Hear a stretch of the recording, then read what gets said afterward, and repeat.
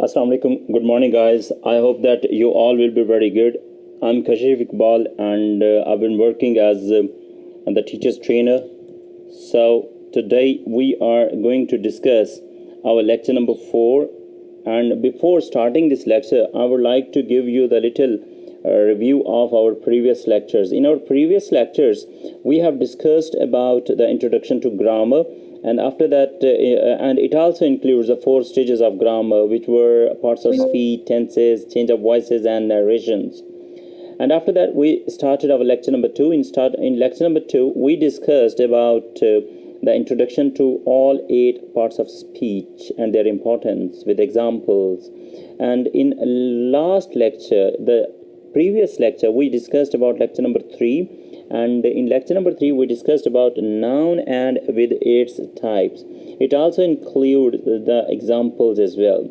So आज हम start करने जा रहे हैं lecture number 4, and it is about pronoun and its 10 types.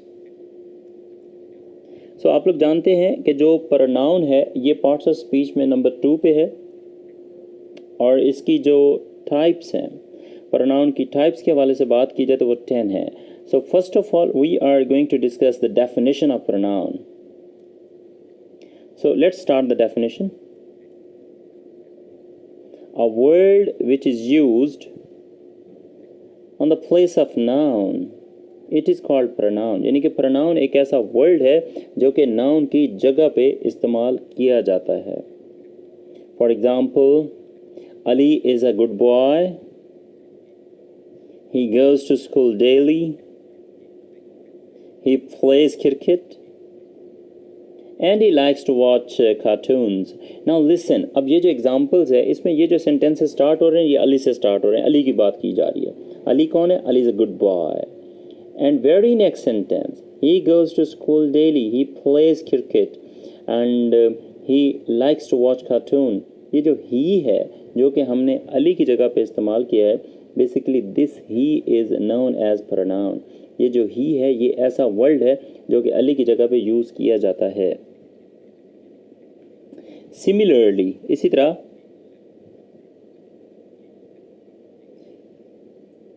she, it, I, we, you, they, ये सारे क्या हैं? pronoun ही हैं, जो कि हम इनको यूज़ करते हैं इनके रेस्पेक्टिव नाउन की जगह पे. फॉर एग्जांपल, शी का प्रोनाउन डेफिनेटली किसी लेडी का ही नाम होगा. ही का जो शी प्रोनाउन है और इसका जो नाउन है वो किसी न किसी लेडी का ही नाम होगा.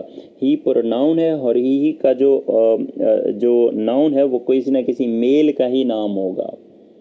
ठीक है, तो ये हमारे पास बेसिक प्रोनाउंस हैं. So there are 10 types of pronouns. There are 10 types of pronouns.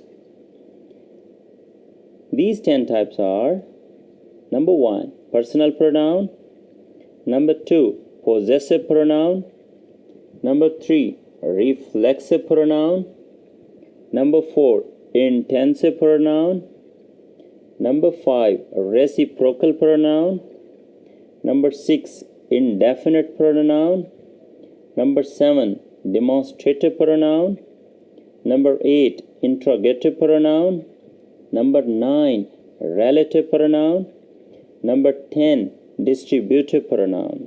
ये 10 टाइप्स हैं pronoun की, जो कि अब हम एक डिटेल के साथ इनको डिस्कस करने की कोशिश करेंगे. हम इनको अंडरस्टैंड करेंगे and definitely we will look after the examples as well.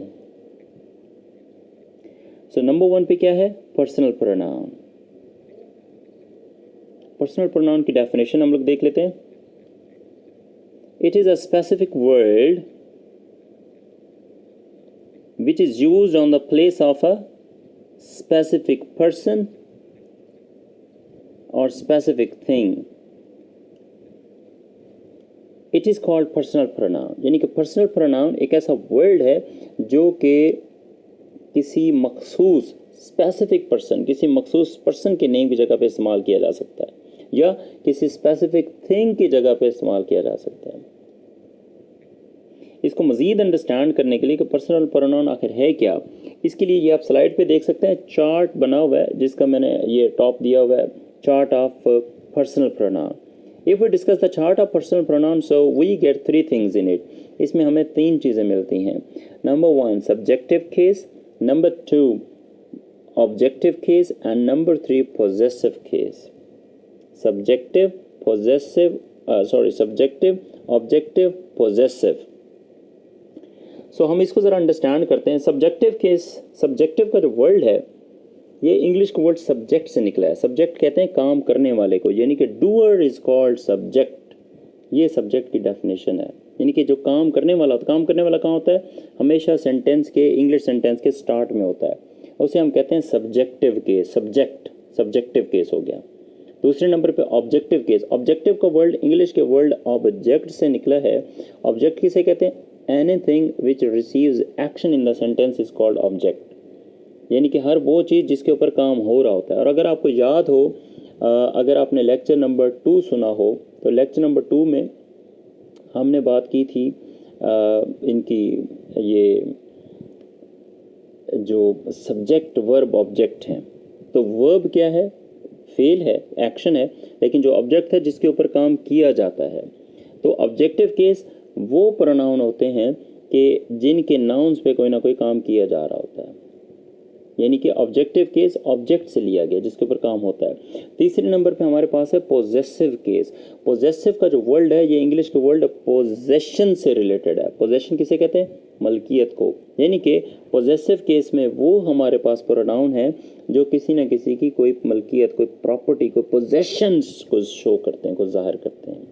अब हम बात करेंगे सब्जेक्टिव केस क्या है, ऑब्जेक्टिव केस में क्या है और पोजेसिव केस में क्या है. अगर सब्जेक्टिव की बात की जाए, नंबर वन आई. ऑब्जेक्टिव की बात की जाए मी. पोजेसिव की बात की जाए माई, यानी कि आई, मी, माई. फिर number two they. Objective case them. Possessive case their. Number three we. Subjective case, objective case us, possessive case our. Number four you.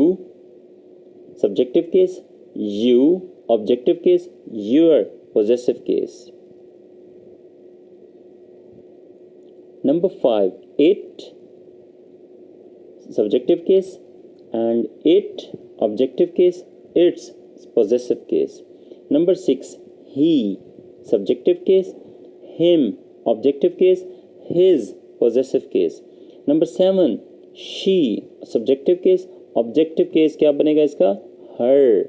और पॉजेसिव केस है हर्स. ये हमारे पास एक चार्ट ऑफ पर्सनल प्रोनाउन है. So number 2 पे हम बात करते हैं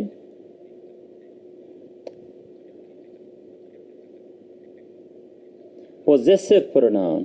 पॉजेसिव प्रोनाउन नाम से जाहिर है. पॉजेसिव पोजेशन से निकला है, मलकियत से निकला है, मलकियत को कहते हैं possessive pronoun. Definition: it is a pronoun which shows the possession of noun. यानी कि पोजेसिव प्रोनाउन ऐसा वर्ड है जो कि किसी नाउन की मलकियत या पोजेशन को शो करता है.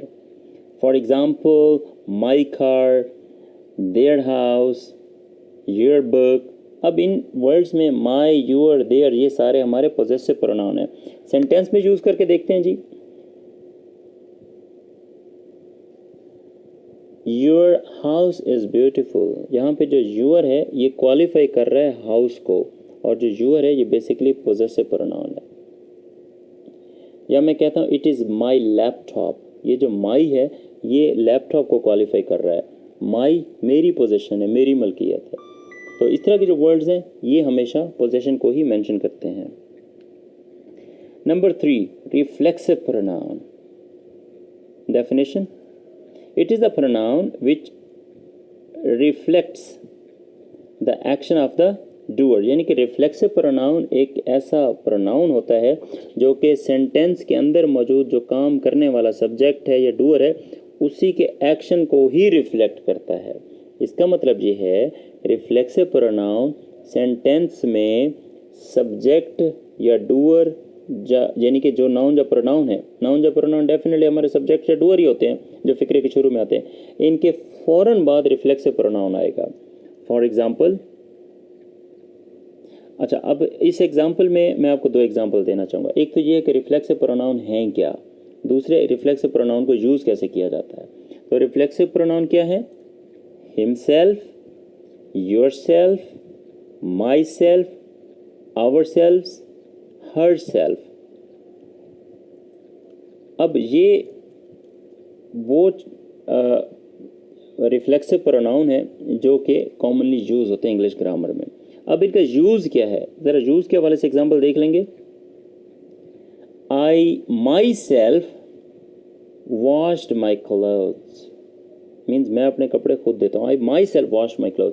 अब आप देखें, आई प्रोनाउन है यानी कि डूअर भी है, सब्जेक्ट भी है फिक्रे के शुरू में। अब आई का एक्शन है वो क्या है? वॉश है। क्या? कपड़े धोना, washing the cloth, wash the cloth. इस आई के एक्शन वॉश पे जोर देने के लिए, उसी के एक्शन को रिफ्लेक्ट करने के लिए रिफ्लेक्सिव प्रोनाउन माई सेल्फ है। और माई सेल्फ कहाँ पे डाला गया है? आई के फौरन बाद। ये है रिफ्लेक्सिव प्रोनाउन का यूज़। इसी तरह आप बाकी सारे यूर सेल्फ, आवर सेल्फ, ये सारे they themselves go to their home, हम ये भी कह सकते हैं। मीन्स रिफ्लेक्सिव प्रोनाउन हमेशा डूअर या सब्जेक्ट के बाद इस्तेमाल होता है, ये रूल है इंग्लिश का। Number 4, intensive pronoun. Intensive pronoun emphasizes a noun or pronoun in a sentence। अब ये बड़ी मज़े की डेफिनेशन है कि इंटेंसिव प्रोनाउन क्या है। इंटेंसिव प्रोनाउन एक ऐसा प्रोनाउन होता है जो कि फ़िक्रे के अंदर मौजूद नाउन प्रोनाउन के ऊपर ही जोर देता है। अब यहाँ पे आपने खुद को कन्फ्यूजन से बचाना है। रिफ्लेक्सिव प्रोनाउन में भी नाउन प्रोनाउन है लेकिन वो डूअर है। ये वो नाउन प्रोनाउन है जो फ़िक्रे के शुरू में है। लाजमी नहीं है कि नाउन प्रोनाउन अगर फ़िक्रे के शुरू में आ गया तो इसके अलावा कोई और नाउन प्रोनाउन फ़िक्रे में नहीं आएगा, आता है। फॉर एग्ज़ाम्पल मैं कहता हूँ आई सा माई टीचर, मैंने अपने टीचर को देखा, आई सा माई टीचर। अब ये जो आई है फ़िक्रे के शुरू में, ये क्या है? प्रोनाउन है और डूअर भी है, काम भी हो रहा है, काम भी कर रहा है, ये आई काम कर रहा है। लेकिन फ़िक्रे में एक और नाउन भी मौजूद है, वो है टीचर। यानी कि टीचर हमारा डूअर नहीं है, टीचर हमारा सब्जेक्ट नहीं है, टीचर सिर्फ और सिर्फ एक नाउन है। By the way teacher object भी है। ये स्ट्रक्चर ऑफ सेंटेंस हम आने वाली क्लासेस में देखेंगे इसको, सब्जेक्ट वर्ब ऑब्जेक्ट। तो बहरहाल तो ये जो इंटेंसिव प्रोनाउन है ये फ़िक्रे के अंदर उस नाउन और प्रोनाउन पे एम्फसाइज करता है, जोर देता है, फोकस करता है कि जो फ़िक्रे में काम नहीं कर रहा। जो फ़िक्रे में काम कर रहा है डेफिनेटली वो तो फ़िक्रे के शुरू में आएगा, जिसको हम लोग डूअर या सब्जेक्ट कहते हैं। ठीक है जी। फॉर एग्ज़ाम्पल अब ये जो इंटेंसिव प्रोनाउन है ये वही है जो हमने रिफ्लेक्सिव प्रोनाउन में देखा है। Himself, yourself, ourself, herself, themself. ये सारे इंटेंसिव प्रोनाउन भी, जहाँ ये रिफ्लेक्सिव प्रोनाउन है वहाँ ये इंटेंसिव प्रोनाउन भी है। हम इनको पहचानते हैं इनके इस्तेमाल की वजह से। जो रिफ्लेक्सिव प्रोनाउन है ये सेंटेंस में डूअर, सब्जेक्ट, नाउन प्रोनाउन के फ़ौरन बाद इस्तेमाल होता है। जैसे मैंने आपको I myself wash my clothes की एग्जांपल दी थी। लेकिन जो इंटेंसिव प्रोनाउन है ये सेंटेंस में यूज़ होता है लेकिन सेंटेंस में मौजूद डूअर या सब्जेक्ट के अलावा अगर कोई नाउन या प्रोनाउन हो उस पर जोर देने के लिए। फॉर एग्जांपल इसकी एग्जांपल से हमें पता चलेगा आई सा my teacher him self in the office. अब देखें डूअर क्या है? आई है, इसके बाद एक्शन वर्ब है सा, उसके बाद है माई, ये वो है पोजेसिव प्रोनाउन। जो टीचर है ये नाउन है और इस टीचर नाउन पे जोर देने के लिए हमने हिम सेल्फ यूज़ कर दिया। ये है इसका इस्तेमाल। यानी कि रिफ्लेक्सिव प्रोनाउन डूअर के फ़ौरन बाद, इंटेंसिव प्रोनाउन फ़िक्रे में मौजूद डूअर या सब्जेक्ट के अलावा अगर कोई नाउन है उसके ऊपर, यानी कि I saw my teacher him self in the office. ये इन दोनों में फ़र्क है और इनका यूज़ है। नंबर 5 पे है reciprocal pronoun. The literal meaning of reciprocal is give and take. Reciprocal का जो एक्चुअल या लिटरल या एग्जैक्ट मीनिंग है वो क्या है? लेना देना, give and take. Reciprocal pronoun expresses the actions or expressions which are shared between two persons। यानी कि दो पर्सन्स या दो लोगों के दरमियान जो एक्शन या एक्सप्रेशन शेयर किया जाता है, रेसिप्रोकल प्रोनाउन उसी को एक्सप्रेस करता है। For example Ali and Sameer help each other. अब अली और समीर आपस में उनकी कोलैबोरेशन या शेयरिंग क्या है, हेल्प करते हैं। अब इनके जो हेल्प करने का जो काम, जो हेल्प करने का जो एक जो काम है या जो टास्क है, ये आपस में शेयर कर रहे हैं अली एंड समीर, और हम इसको रेसिप्रोकल प्रोनाउन के इस्तेमाल से कैसे एक्सप्रेस करेंगे, कैसे बताएंगे, हम इसके लिए वर्ड यूज़ करेंगे ईच अदर का। हमारा जो ईच अदर है वो, हमारा जो ईच अदर है ये हमारा रेसिप्रोकल प्रोनाउन है। So reciprocal pronoun shows the possession of reciprocal pronoun shows the sharing of action or sharing of anything between two nouns या two persons कह लें। each other, one another, ये क्या है, ये रेसिप्रोकल प्रोनाउन ही हैं। Number 6, indefinite pronoun. This type of pronoun is related to non-specific person and non-specific things। यानी कि ये जो indefinite pronoun, नाम से जाहिर है indefinite, गैर, लेकिन indefinite का अपोजिट है ना indefinite। तो indefinite pronoun क्या है, ये ऐसा pronoun है जो कि गैर मखसूस चीज़ों या गैर मखसूस लोगों के लिए हम लोग इस्तेमाल करते हैं। For example, all another, any, anybody, anyone, anything, both, each, everybody, everyone, everything, few, many, neither, nobody, none, no one, nothing, one, several, some, somebody, someone, something। तो ये सारी क्या हैं हमारे पास एग्जाम्पल्स, ये हैं इंडेफिनिट प्रोनाउन की। फॉर एग्जाम्पल मैं एक सेंटेंस एक कहता हूँ, इसका इस्तेमाल भी देख लेते हैं। आई सा समवन इन द क्लास। अब आई क्या है, प्रोनाउन है, सा हमारा एक्शन वर्ब है, ये जो समवन है इनडेफिनिट प्रोनाउन है। क्यों, हमें नहीं पता कि हमने किसे देखा, गैर यकीनी है ना, हमें यकीन ही नहीं है, तो इस वजह से हम क्या बोलेंगे, आई सा समवन। अगर हमें यकीन होता तो हम कह नहीं देते आई सा अली इन द क्लास, आई सा साइमा इन द क्लास, हमने तो कह दिया आई सा someone in the class. Means हमें यकीन ही नहीं है। जब यकीन ना हो तो फिर इंडेफिनिट प्रोनाउन हेल्प आउट करता है, और इंडेफिनिट प्रोनाउन की ये मैं आपको एग्जांपल्स दे चुका हूँ। Number 7, demonstrative pronoun. It points out the noun. Simple one line definition है और बेहतरीन डेफिनेशन है। डिमॉन्स्ट्रेटिव प्रोनाउन क्या है, नाउन की जानिब इशारा करता है बस। For example, this, that, these, those, ये हमारे पास 4 हैं डिमॉन्स्ट्रेटिव प्रोनाउन। अच्छा, अगर इसको सेंटेंस में यूज़ किया जाए क्या कहेंगे, दिस इज़ द कार, यानी कि कार कोई ठहरी उसकी जानिब इशारा किया जा रहा है, डिमॉन्स्ट्रेट किया जा रहा है, this is the car. That is the boy, लड़का है उसकी जानिब इशारा किया जा रहा है that. These are the things, चीज़ें पड़ी हैं उनकी जानिब इशारा किया जा रहा है these. Those are the student, student ठहरे उनकी जानिब इशारा कर रहा है दोज। तो ये क्या है, डिमॉन्स्ट्रेटिव प्रोनाउन। सेंटेंस के अंदर मौजूद किसी नाउन की जानिब इशारा करने के लिए दिस, दैट, दीज, दोज, यानी कि डिमॉन्स्ट्रेटिव प्रोनाउन को यूज़ किया जाता है। Number 8, interrogative pronoun. नाम से जाहिर है, इंट्रोगेटिव क्वेश्चनरी सवालिया को कहते हैं। When, why, what, where, who, how, why, ये सारे क्या हैं, इंट्रोगेटिव प्रोनाउन है। डेफिनेशन की बात कर लेते हैं। This type of pronoun is use to ask questions, यानी कि ये इंट्रोगेटिव प्रोनाउन क्या है, ये ऐसा प्रोनाउन है जो कि सिर्फ क्वेश्चन पूछने के लिए यूज़ किया जाता है। For example, who is going on vacation, ये जो हु है ये आपका इंट्रोगेटिव प्रोनाउन है, सवाल ही पूछ रहा है। व्हाट आर यू डूइंग, यहाँ पे जो व्हाट है ये आपका इंट्रोगेटिव प्रोनाउन है। नंबर 9 पे है रिलेटिव प्रोनाउन, रिलेशन से निकला है, ताल्लुक से निकला है। Definition, relative pronoun are related to those nouns which are already mention in the sentence, यानी कि रिलेटिव प्रोनाउन उन नाउन के साथ एसोसिएटेड हैं जो कि सेंटेंस में ऑलरेडी मेंशन किए गए हैं.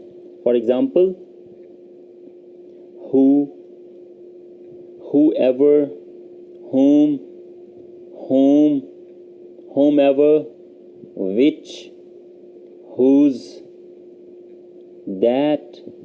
फॉर एग्जाम्पल अब ज़रा ये रिलेटिव प्रोनाउन इनको ज़रा सेंटेंस में यूज़ करते हैं ताकि हमें इनका यूज़ भी समझ में आ जाए कि इंग्लिश ग्रामर या ग्रामेटिकल के सेंटेंस में हम इनको यूज़ कैसे करते हैं.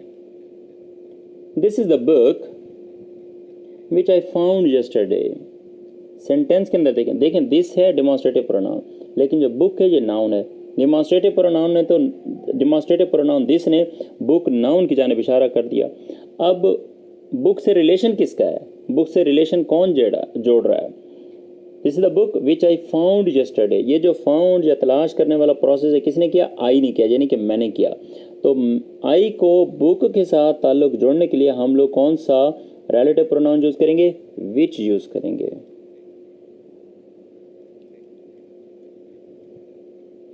तो ये इनका इस्तेमाल है, यानी कि सेंटेंस के अंदर मौजूद किसी भी नाउन के साथ रिलेशन जाहिर करने के लिए हम ये सारे जो रिलेटिव प्रोनाउन मैंने आपको थोड़ी देर पहले बताए हैं, हु से लेके दैट तक, विच, ये सारे, तो इनको इस तरह इस्तेमाल किया जाता है.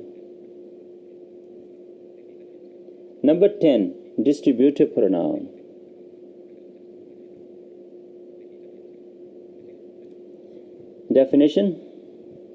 Definition pronoun denote persons or things taken as single or in a group.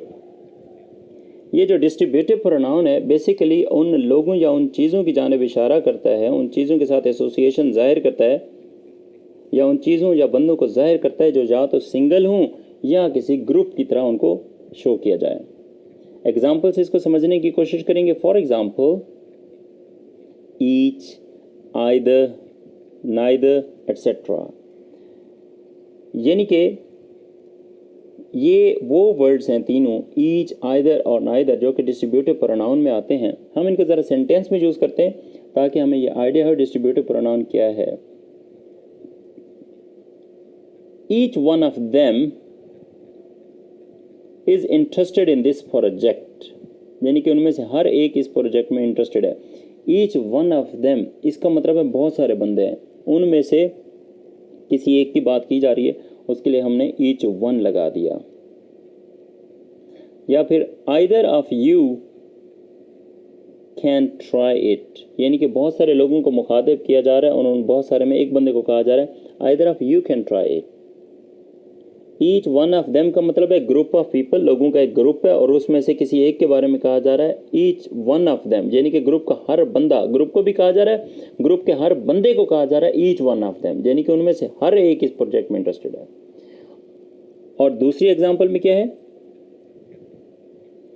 Either of you can try it. ये जो आइदर है सेंटेंस के शुरू में हमने लगाया है क्योंकि डिस्ट्रीब्यूटिव प्रोनाउन हमेशा सेंटेंस के शुरू में ही यूज होता है. Either of you can try it मतलब तुम में से कोई भी इसको ट्राई कर सकता है. तो इसका मतलब ये भी ग्रुप को कहा जा रहा है और ग्रुप के अंदर मौजूद इंडिविजुअल जो मौजूद है उनको भी ये एक मैसेज दिया जा रहा है. So guys, this is all about pronoun and its 10 types. I hope that this would be good learning for all of you. I recommend you to like, share and subscribe the channel as well so that you could get the information or further lectures in future. Thank you very much. Take good care and good luck.